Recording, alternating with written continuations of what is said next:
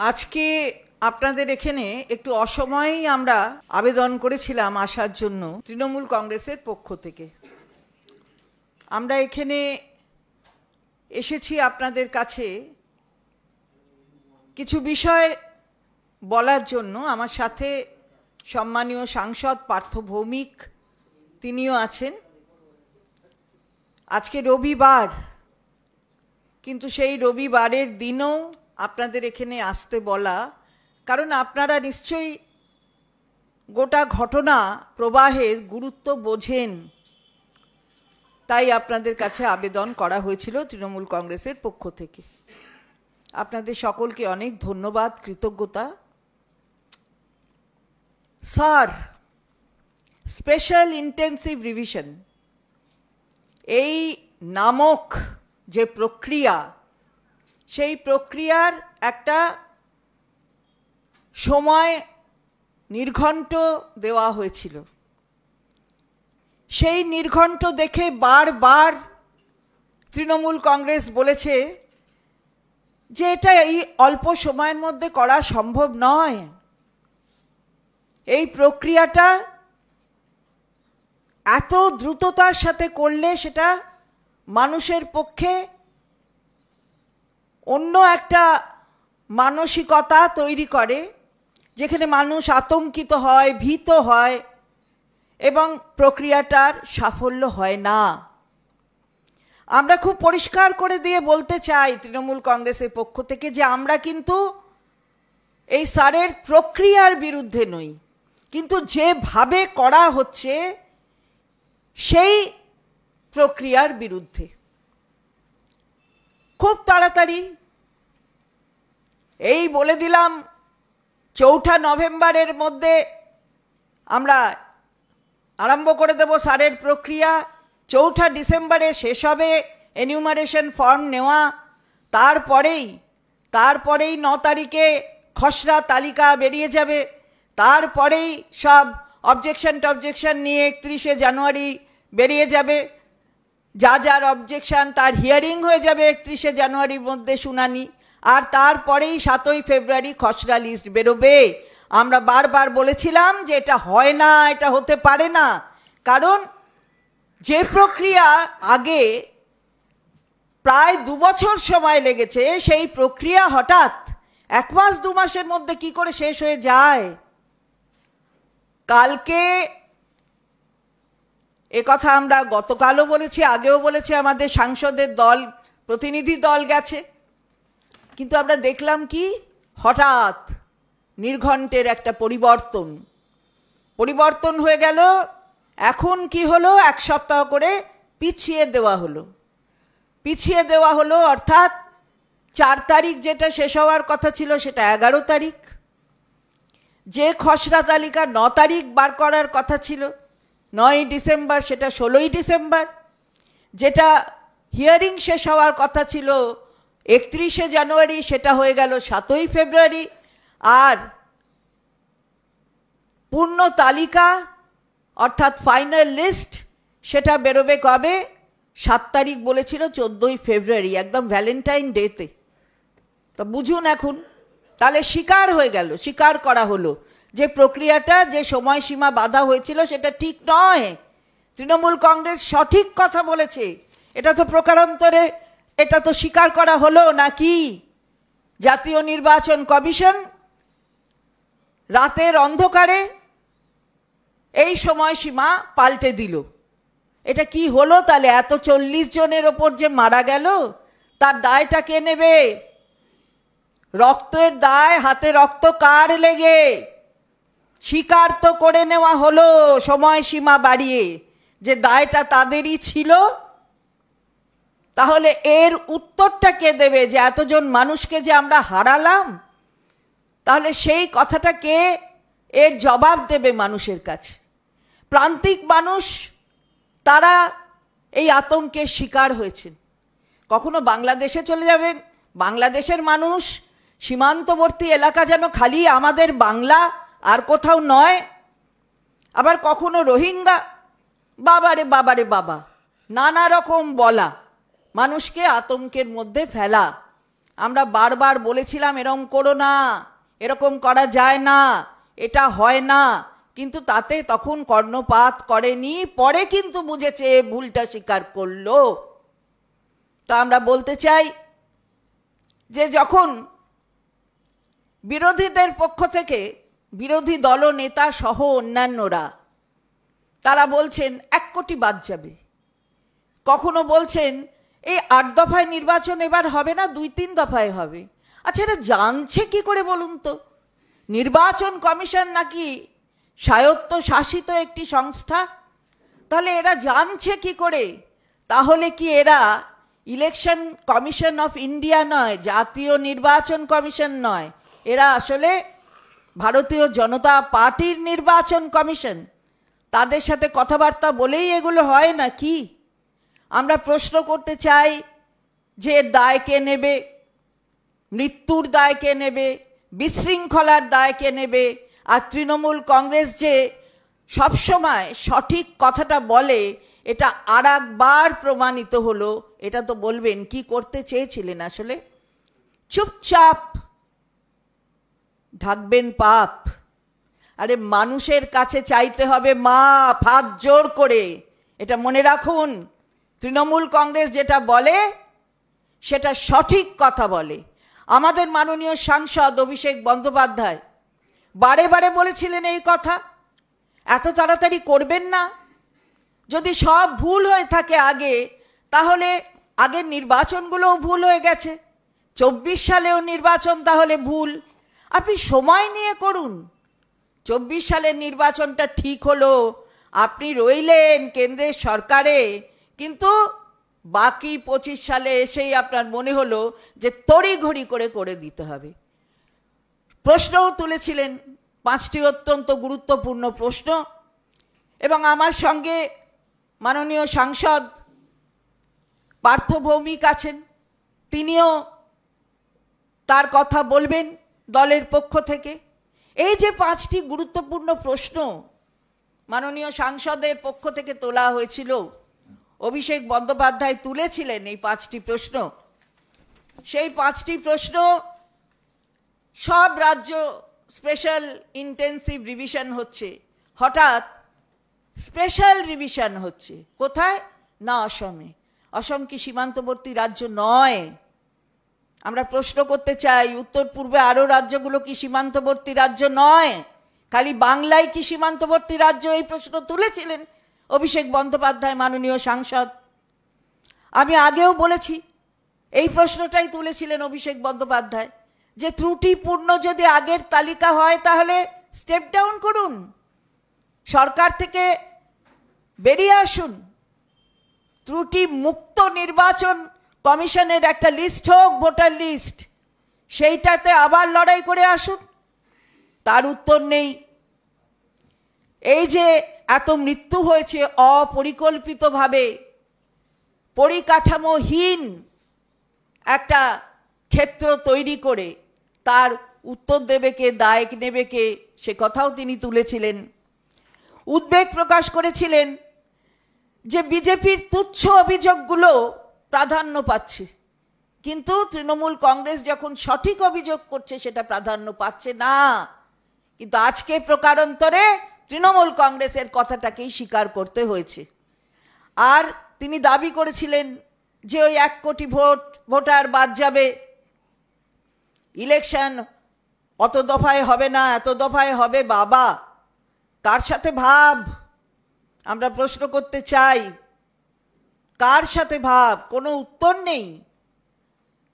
মুখ্য নির্বাচন কমিশনার তিনি কিন্তু এখনো অবধি একটা কথারও উত্তর দেননি। ওই চুপচাপ ঢাকতে হবে পাপ। আমরা আবারও বলছি, চাইতে হবে মাপ। এটা মনে রাখবেন, জনতার কাছে, জনতার ওপরে কেউ নেই। আমি মাননীয় সাংসদ আমাদের পার্থ ভৌমিক, তাকে তার কথা বলার জন্য অনুরোধ করব। ধন্যবাদ মাননীয় মন্ত্রী চন্দ্রিমা ভট্টাচার্য মহাশয়কে। তিনি তার কথা দলের পক্ষ থেকে, তৃণমূল কংগ্রেসের পক্ষ থেকে বিস্তারিতভাবে বলেছেন। এর সঙ্গে অতিরিক্ত দুটো কথা আপনাদের স্মরণ করিয়ে দিতে চাই। যে কোনো কাজ করতে গেলে তার একটা পরিকল্পনা দরকার। একটা মানুষ যখন তার বাড়ি তৈরি করে তারও একটা প্ল্যান থাকে। আমরা প্রথম দেখলাম যে ভারতবর্ষের একটা গুরুত্বপূর্ণ দপ্তর, স্বয়ংশাসিত সংস্থা নির্বাচন কমিশন, উইদাউট এনি প্ল্যানিং, নেই কোনো পরিকাঠামো, নেই কোনো প্ল্যানিং, কোনো ফিল্ড ভিত্তিক প্রস্তুতি, তারা এসআইআরটা জোর করে চাপিয়ে দিলেন। বাংলার মাননীয় মুখ্যমন্ত্রী মমতা বন্দ্যোপাধ্যায় এবং আমাদের দলের সর্বভারতীয় সাধারণ সম্পাদক সাংসদ অভিষেক বন্দ্যোপাধ্যায় বারংবার একটা কথা বলেছেন যে কাজটা 2 বছরের সেটা কি করে 2 মাসে করা সম্ভব, এবং এই কাজটা যদি পরিকল্পনা ভিত্তিক করতে হতো তাহলে অনেকগুলো পরিকল্পনা করার দরকার ছিল নির্বাচন কমিশনের। প্রথম কি, বিএলওদের সঠিক প্রশিক্ষণ দেওয়া। সেকেন্ড কি, অ্যাপের গ্লিচ এটা দূর করা। থার্ড কি ছিল, ইন্টারনেট সংযোগ নিশ্চিত করা। ফোর্থ কি ছিল, ভোটার তালিকায় অসঙ্গতি কোথায় কোথায় আছে সেটাকে মানে পুরোটাকে না দেখে তারা হঠাৎ করে জোর করে একটা চাপিয়ে দিতে চাইল। এর ফলস্বরূপ আমরা কি দেখলাম, যে সারা পশ্চিমবাংলার মানুষের মধ্যে একটা বিভ্রান্তি ছড়িয়ে গেল। আজ অবধি এখন যখন আমরা প্রেস কনফারেন্স করছি 40 জন মারা গেছেন, তাতে বিএলওরা আছেন, সাধারণ মানুষও আছেন। আপনারা জানেন অনেক শিক্ষক রাজ্য নির্বাচন কমিশনের, যেটা কেন্দ্রীয় সরকারের অধীন, সেই ইসি দপ্তরের সামনে তারা ধর্নায় বসেছেন, কারণ তাদের সহকর্মীরা মারা যাচ্ছেন। আমার বক্তব্য খুব পরিষ্কার, যে তৃণমূল কংগ্রেস যে কথাটা বারবার বলছিলেন, কিংবা সাংসদ অভিষেক বন্দ্যোপাধ্যায়ের নির্দেশে যে প্রতিনিধি দল কেন্দ্রীয় নির্বাচন কমিশনের কাছে গেছিলেন, তার কোনো সদুত্তর তো আমরা পাইনি, কিন্তু একটা রেজাল্ট আমরা পেয়েছি যে নির্বাচন কমিশনও বুঝতে পারছেন যে তারা কতটা নির্লজ্জভাবে ভারতীয় জনতা পার্টির হয়ে দালালি করছেন। এটা আর কেন্দ্রীয় নির্বাচন কমিশনার, তার যে স্বয়ংশাসিত ভূমিকা, তার যে নিরপেক্ষতা, সেটা খুব দুঃখজনকভাবেও আমরা বলতে বাধ্য হচ্ছি, তিনি তার গরিমা হারিয়েছেন। এবং ভারতীয় জনতা পার্টি এবং সম্মানীয় প্রধানমন্ত্রী নরেন্দ্র মোদী ক্ষমতায় আসার পর আমরা দেখছি একটার পর একটা গণতান্ত্রিক প্ল্যাটফর্মকে ধ্বংস করে দেওয়া হচ্ছে।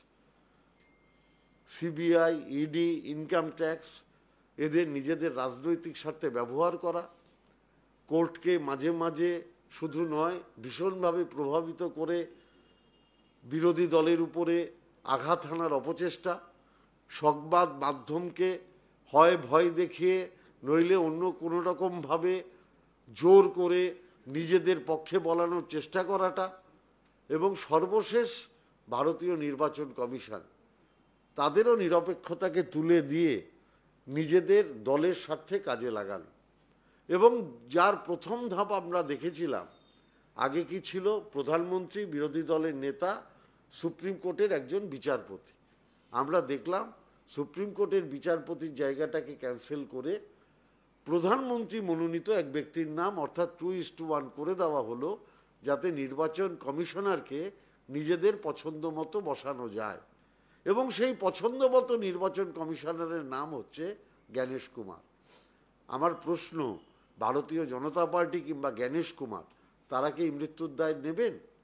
আমার প্রশ্ন, এই যে 40 জন মারা গেলেন, বাংলার একজনও বিজেপির নেতা, কেন্দ্রের একজনও বিজেপির নেতা, একজনও নির্বাচন কমিশনারের কোনো লোক এই 40টা পরিবারের কারোর খবর নিয়েছেন? আমাদের প্রশ্ন, 2002 সালে যাদের নাম ছিল তাদের মধ্যেও অনেকে আত্মহত্যা করলেন কেন?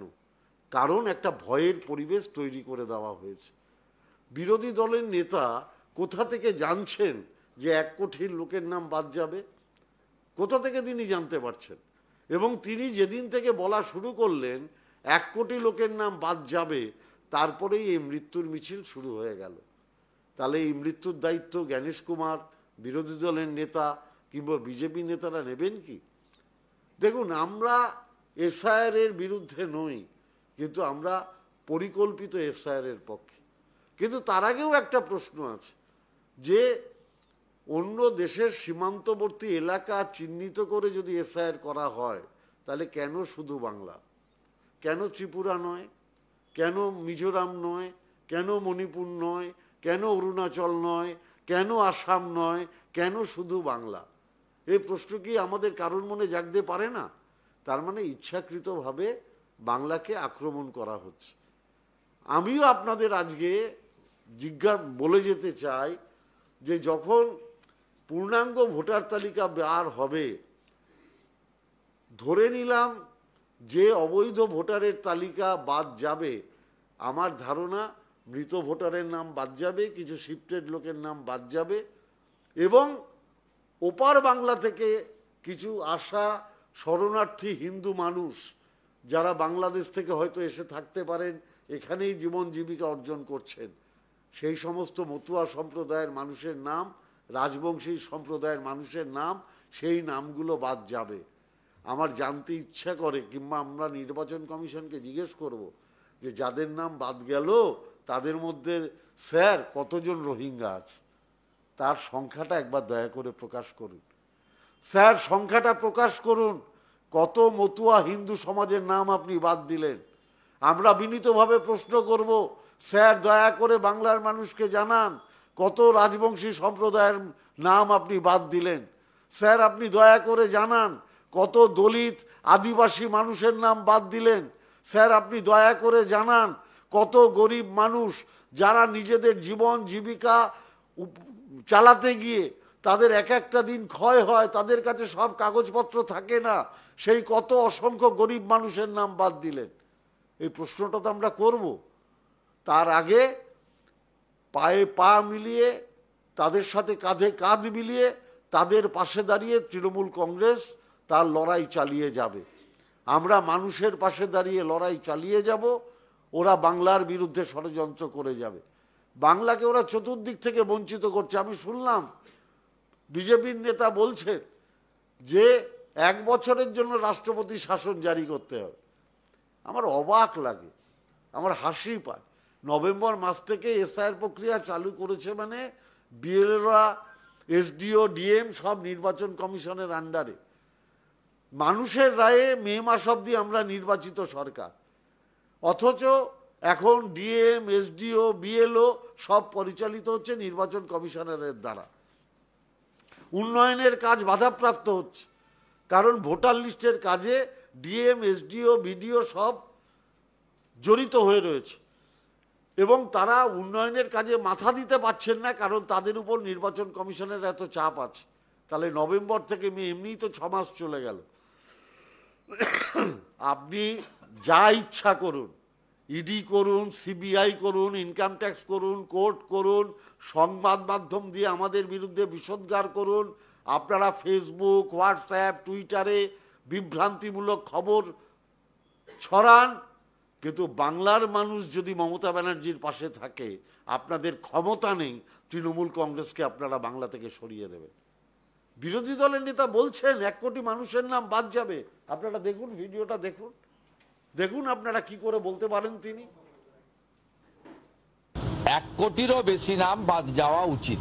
1 কোটি নাম বাদ যাবে লিখে, 1 কোটি নাম বাদ যাবে লিখে রাখুন, ধারে আগে পরে হতে পারে। পশ্চিমবঙ্গে 1 কোটির বেশি ভোটার তালিকা থেকে নাম কোয়াবে। পশ্চিমবঙ্গে 1 কোটির বেশি ভোটার তালিকা থেকে নাম কোয়াবে।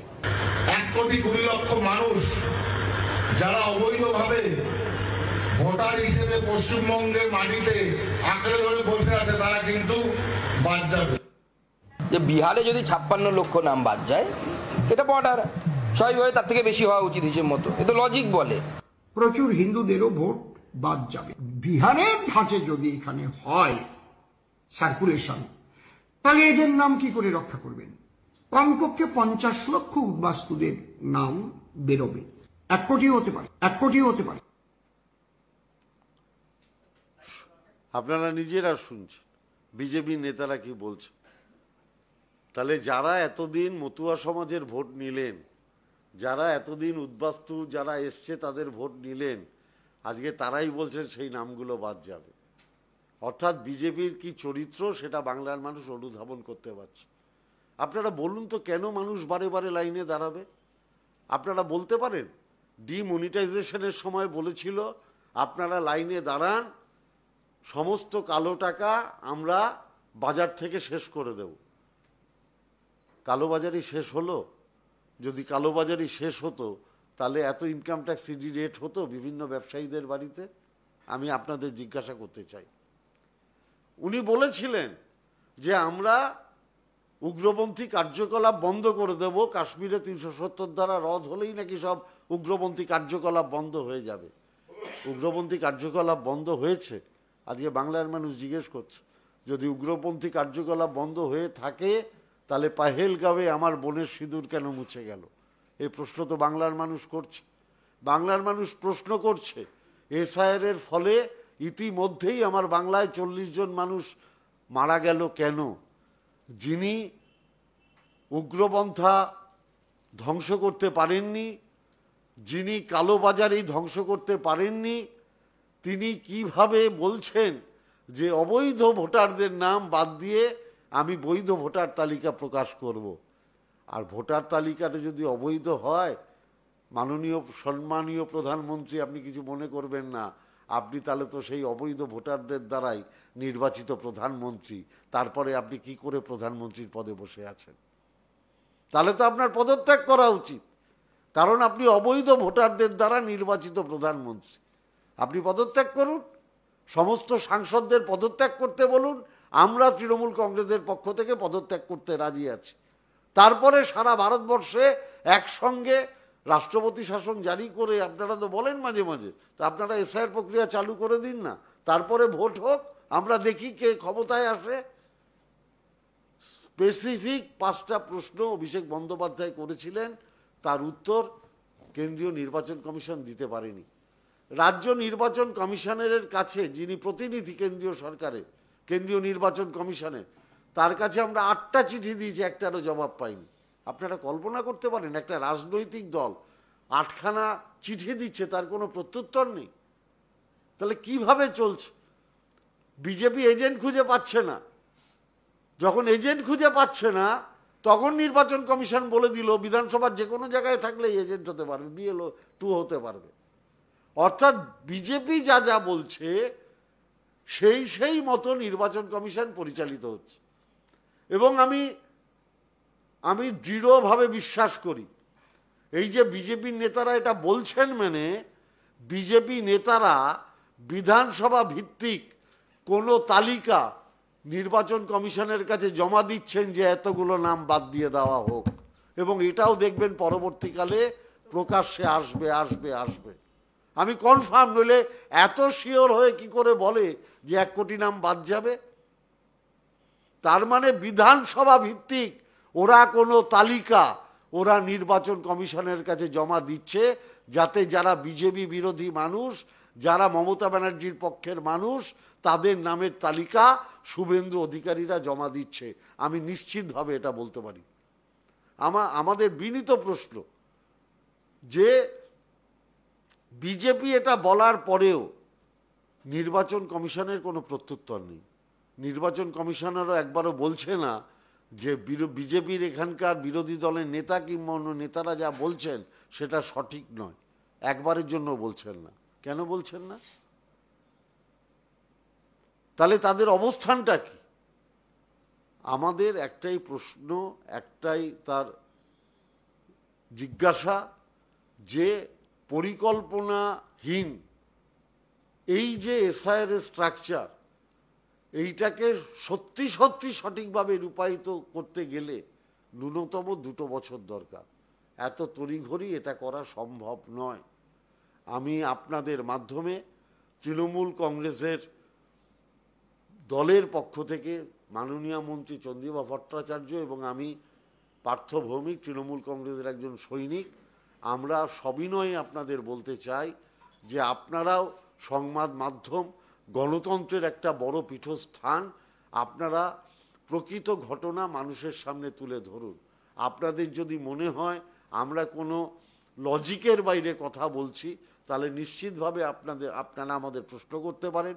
কিন্তু আমার মনে হয় আমরা যে লজিকের ভিত্তিতে কথা বলছি সেটা বাংলার মানুষ মান্যতা দিচ্ছে, এবং বাংলার মানুষের কাছে এটাও আপনাদের পৌঁছে দেওয়া উচিত। এইটুকুই আমাদের বলা।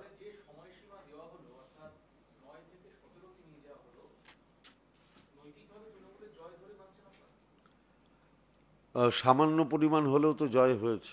তার মানে ওরা স্বীকার 9 থেকে 16, তার মানে ওরা স্বীকার করছে যে ওদের ওইটুকু সময়ের মধ্যে এটা করা সম্ভব না। আমরা আবার এটাও বলছি এই 1 সপ্তাহের মধ্যেও এটা করা সম্ভব নয়, এর জন্য আরও অনেক বেশি সময় দরকার, যেটা তৃণমূল কংগ্রেসের নেত্রী মমতা ব্যানার্জি এবং আমাদের সাধারণ সম্পাদক অভিষেক বন্দ্যোপাধ্যায় বলেছেন ন্যূনতম 2 বছর দরকার সঠিকভাবে ভোটার লিস্টটা ঠিক করার জন্য।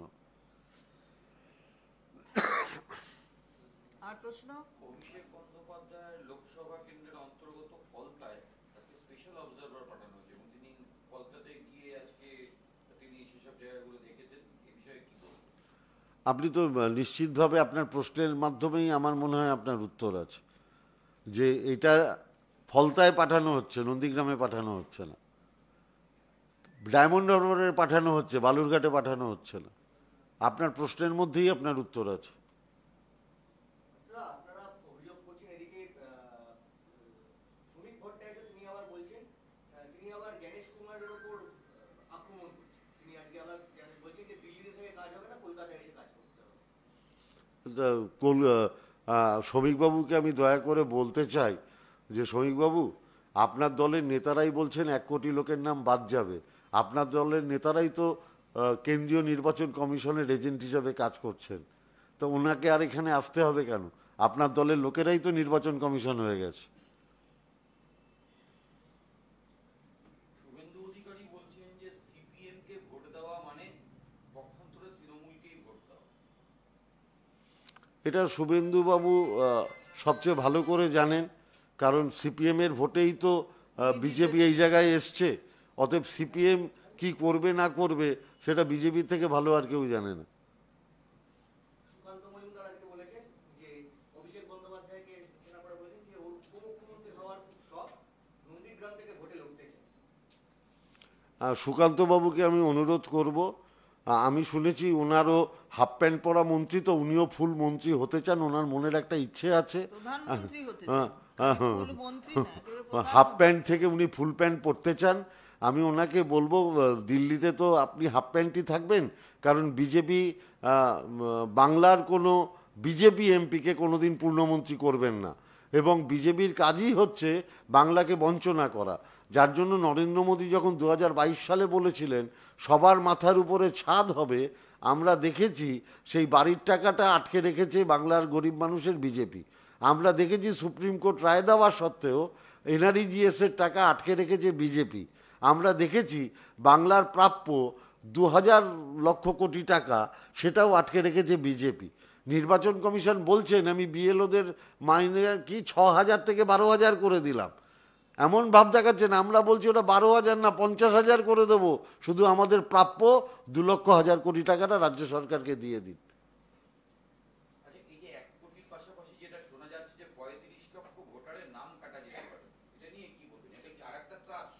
দেখুন, ওদের কাজ হচ্ছে, ব্যাপারটা যদি কেউ ডেড ভোটার থাকে কাটবে, এটা নিয়ে তো কেউ বলছে না, বলছে প্রসেসটা এত তাড়াতাড়ি কেন। তার মানেই হচ্ছে যে বৈধ ভোটারকে অবৈধ করার যে ঘৃণ্য প্রচেষ্টা, তার বিরুদ্ধে।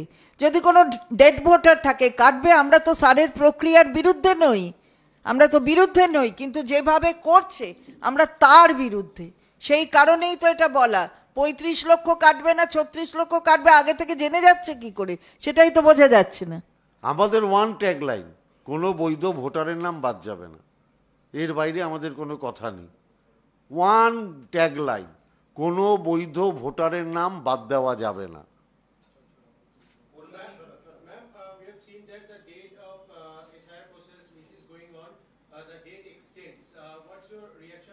No, we have already, on behalf of Trinamool Congress, we had repeatedly said that the time which has been given by the Election Commission of India is not proper to combat the entire situation, because this needs a longer time.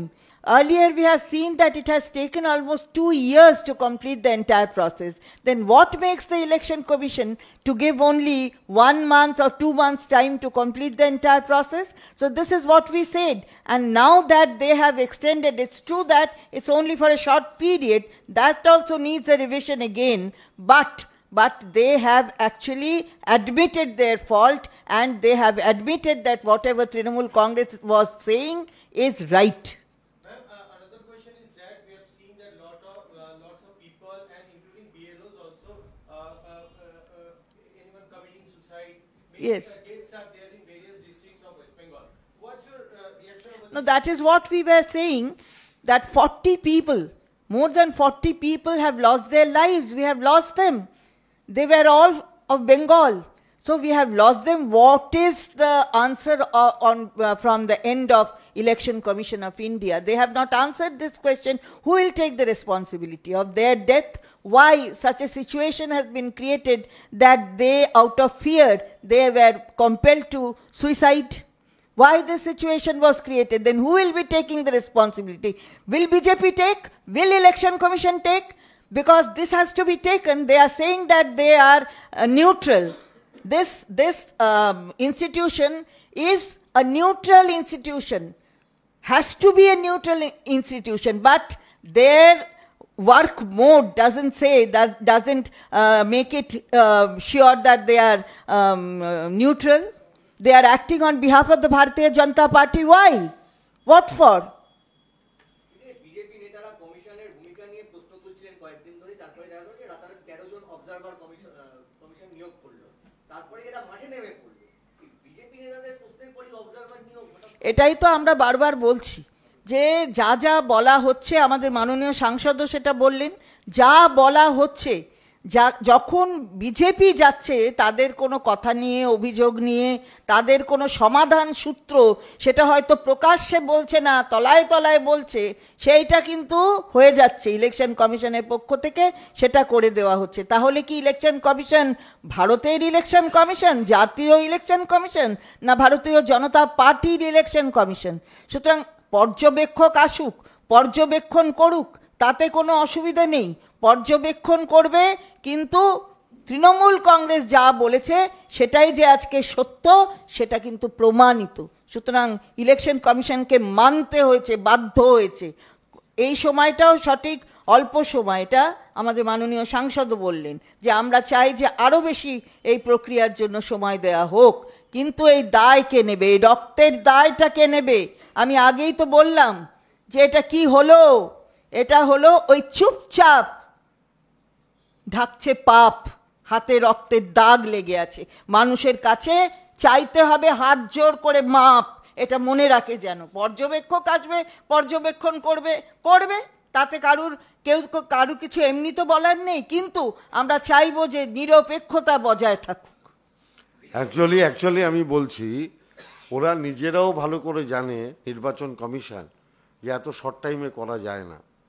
ওরা ভেবেছিল যে তৃণমূল কংগ্রেস এটা প্রতিরোধ করে আটকে দেবে এবং তার পিরিয়ডটা বাড়বে, যাতে ওরা এখানে রাষ্ট্রপতি শাসনটা করতে পারে। এটা ছিল ওদের পরিকল্পনা। কিন্তু আমরা যে রাজ্য সরকার যে এটা বাধা দেবে না, এটা ওরা বুঝতে পারেনি। এটা ওদের যে প্ল্যানিং ছিল, সেই প্ল্যানিংটা একটু ঘেটে গেছে। এই জন্য মাথা ওদের বছরের জন্য হয় একটা নির্বাচিত সরকার পড়ে গেলে, ফেলে দিলে, তার 6 মাসের মধ্যে নির্বাচন করতে হয়।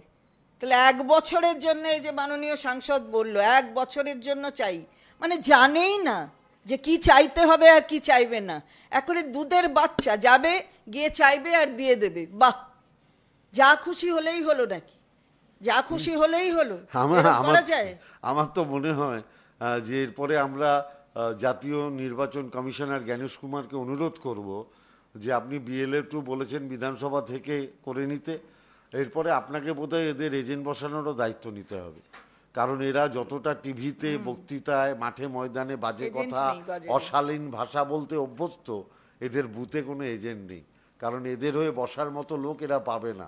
কারণ যাকেই এরা এজেন্ট হিসাবে বসাতে যাবে, সেও বলবে আমার বাবা মাকেও তো তুমি লাইনে দাঁড় করিয়েছ, আমার বাবা মা ভারতীয় নাগরিক কিনা তার সম্পর্কেও তুমি প্রশ্নচিহ্ন দাঁড় করিয়েছো। আর যাই হোক, তোমার দলের হয়ে বসবো না। আপনি বলছিলেন যে হ্যাঁ, হয়েছে তো। আমরা আমরা আমাদের সাংসদ অভিষেক বন্দ্যোপাধ্যায় এটা আগে এটাও বলেছেন বলেছেন। হ্যাঁ, যে শুধু আমাদের রাজ্যে নয়, অন্যান্য রাজ্যেও এরকমভাবে চাপ দেওয়ার জন্য বিএলওর মৃত্যু হয়েছে। হ্যাঁ, বলছি তো আমরা তো দুঃখিত সবার তার প্রতি জন্য, সবার সহানুভূতিশীল। আমরা তো শুধু বাংলার 40 জনের কথা বলিনি, অভিষেক বন্দ্যোপাধ্যায় শুধু বাংলার 40 জনের কথা বলেননি, সবার কথা বলেছেন। কিন্তু আমার প্রশ্ন, বাংলায় যে 40 জন মারা গেলেন তাদের প্রতি সহানুভূতি একটা বিজেপি নেতা দেখিয়েছে? আমি সেই প্রশ্নটা আপনাদের সামনে করতে চাইছি। আপনি একটু আগে যেটা বললেন যে আপনারা এসআইআর নিয়ে যে অবস্থান নিয়েছেন তাতে বিজেপি কিছুটা ঘেঁটে গেছে, হ্যাঁ। তো সেই কারণেই কি বিজেপি নেতাদের জন্য মোটিভেশনাল স্পিকার এবং ইউটিউবার দিয়ে ক্লাস নেওয়া হচ্ছে? এছাড়া ওদের উপায় নেই। ওরা দেখুন, ওরা না ইউটিউব, ফেসবুক, টুইটার, নির্বাচন কমিশন, ইডি, সিবিআই, ইনকাম ট্যাক্স, সংবাদ মাধ্যম এইসব নিয়ে থাকবে। আর আমরা মানুষের সাথে থাকবো, মমতা ব্যানার্জির সৈনিক হিসাবে, অভিষেক বন্দ্যোপাধ্যায়ের সৈনিক হিসাবে। I have a question to Parthoda. Parthoda, KMC delegation team met with the election commissioner of India. After that, we have seen that on election commission doubles the remuneration of the BLOs. मैंने तो वो पहले बोल दिया, वो जो 6,000 से 12,000 करने के लिए बोला, हमारा जो 2 लाख स्टोर्स जो हमारा पावना है केंद्रीय सरकार से, अगर वो पा जाएगा तो 50,000 दे देगा, 12,000 नहीं 50,000 दे देगा, उसको देने के लिए बोल दीजिए। সিপিএম বাংলা বাঁচাও যাত্রা করছে, এর মাঝখানে ওদের জলপাইগুড়িতে দেখা গেল 200 জন সিপিএম কর্মী তারা সিপিএম ছেড়ে তৃণমূলে যোগদান করলেন। নাকি সিপিএম এর আগে বাংলা বাঁচাতে হবে না সিপিএম বাঁচাতে হবে? না, মূলত বাংলার মানুষের এখন যা মানসিক অবস্থা, তারা বলছে যে যারা আমাদের নাগরিকত্ব নিয়ে প্রশ্ন তুলে দিয়েছে তাদের বাংলার মাটিতে জায়গা দেব না। এটা হচ্ছে বাংলার মানুষের মানসিকতা। এবং বাংলার মানুষের অধিকার, বাংলার মানুষের সম্মান, বাংলার কৃষ্টি, বাংলার সংস্কৃতি, বাংলার পরিবেশ, এটাকে রক্ষা করতে পারে একমাত্র মমতা ব্যানার্জি। তাই বাংলার মানুষ দলে দলে মমতা ব্যানার্জির পতাকার তলায় জড়ো হচ্ছে, সমস্ত রাজনৈতিক ভেদাভেদ ভুলে গিয়ে। এরই মাঝে কল্যাণীতে পরিচয় গোপন করে ভোটার তালিকায় নাম তোলার অভিযোগে বাংলাদেশি পরিবারের বিরুদ্ধে একটা তদন্ত এবং তদন্তে মহকুমা প্রশাসন নেমেছে। নামতেই পারে। আমরা তো দেখুন, আমাদের ওয়ান ট্যাগ লাইন, কোনো বৈধ ভোটারের নাম বাদ দেওয়া যাবে না। আমরা তো বলছি আমাদের একটাই ট্যাগ লাইন। এবার যা অবৈধ আছে, প্রশাসন, নির্বাচন কমিশন সব কিছু করুক, আমাদের কোনো আপত্তি নেই। আমরা বলছি একটা বৈধ ভোটারের নাম বাদ দেওয়া যাবে না। কিন্তু আমার মা 84 বছর বয়স, তাকে যদি এখন নতুন করে প্রমাণ দিতে হয় তিনি ভারতীয় নাগরিক কিনা, যে 90 বছর বয়সী মানুষটা, তাকে যদি প্রমাণ দিতে হয় তিনি ভারতীয় নাগরিক কিনা, আমার 92, তার কোনো একটা যদি কাগজ না থাকে, তাকে যদি হিয়ারিংয়ে যেতে হয়, তাহলে এটা অত্যাচার কিনা আপনারা বলুন। আপনাকে যে প্রশ্ন করে আপনি কি ভারতীয় নাগরিক, এটা আপনার আত্মসম্মানে লাগবে কিনা আপনি নিজেকে জিজ্ঞেস করুন। নাম না করে মুখ্যমন্ত্রীকে নিশানা করেছেন নওশাদ সিদ্দিকী। তিনি ওয়াকফ সম্পত্তি নিয়ে বলতে গিয়ে এই কথা বলেছেন ওয়াকফ সম্পত্তি কারার সঙ্গে যুক্ত মুখ্যমন্ত্রী। নওশাদের সাথে আমাদের বিরোধী দলনেতার খুব ভালো সম্পর্ক, কি লেনা দেনা আছে আমি জানি না, কিন্তু শুভেন্দু অধিকারীর সাথে সম্পর্ক রাখলে ও সব দিক দিয়ে স্ফীত হয়, চেহারাতেও অন্যদিকেও। লাস্ট একটা কোশ্চেন, জাতীয় স্কুল গেমসে বাংলার সাঁতারুরা গিয়েছিল এবং সেখানে বাংলার সাঁতারুদের সঙ্গে তাদেরকে মাটিতে শুতে দেওয়া হয়েছে শীতকালে, এবং তাদের খাবার পানীয় সেসব নিয়ে কিছু কোনো ব্যবস্থা রাখা হয়নি। তারা যখন বলেছে, তারা বলেছে এখানে থাকলে থাকো, না হলে এখান থেকে বের করে দেবো, যেখানে 3 স্টার অ্যাকোমোডেশন বা হোস্টেল দেওয়া হচ্ছে। এইটাই তো আমরা বারবার বলছি, বাংলার উপরে এই যে বঞ্চনা হচ্ছে সর্বক্ষেত্রে, এটা বাংলায় বসবাসকারী সব মানুষের অনুধাবন করা উচিত। আপনি কল্পনা করতে পারেন, এরপরে এরা যদি কোনোদিন এখানে 1 ইঞ্চি জমি পায়, তাহলে বাঙালিরা কিংবা বাংলায় বসবাসকারী মানুষেরা যেরকমভাবে জীবন ধারণ করে, তার পুরো পরিবেশটাই পাল্টে যাবে। এই উত্তরটা তো বিরোধী দলনেতা এবং তার যারা রয়েছেন তার সাথে বিরোধী দলে তাদেরও দেওয়া উচিত।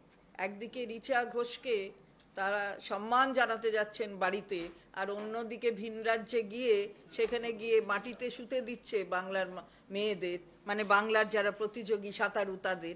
সেটা তো জিজ্ঞেস করা উচিত যে কি হচ্ছে এটা।